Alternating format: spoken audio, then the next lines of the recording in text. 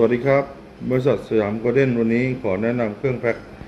กึ่งอัตโนมัติรุ่นใหม่ล่าสุด TD88 ซึ่งผลิตจากโรงงานเดียวกันกับเครื่องแพ็คอัตโนมัติรุ่น Q8 จุดเด่นของเครื่อง TD88 คือตัวเครื่องใช้มอเตอร์ DC 2 ตัวทำงานรวดเร็วแข็งแรงและมีความทนทานสูงตัวเครื่องรองรับน้ำหนักได้สูงสุดถึง100 กิโลกรัมตัวเครื่องแข็งแรงพร้อมติดตั้งเบรกทั้ง4 ล้อช่วยให้เคลื่อนย้ายสะดวกและทำงานได้ปลอดภัยมากยิ่งขึ้นอีกหนึ่งจุดเด่นสำคัญคือเครื่องรุ่นนี้รองรับสายรัดขนาด9 ถึง 15 มิลได้โดยไม่ต้องเปลี่ยนแปลงอะไรช่วยเพิ่มความสะดวกและประหยัดเวลาในการทำงานจุดเด่นสำคัญที่สุดของ TD88 คือตัวเครื่องไม่ใช้สายพานไม่ใช้โอลิง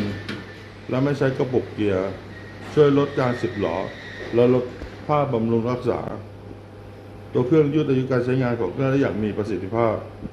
เหมาะสำหรับงานแพ็คและงานอุตสาหกรรมที่ต้องการความรวดเร็วแข็งแรงทนทานและคุ้มค่าในการใช้งาน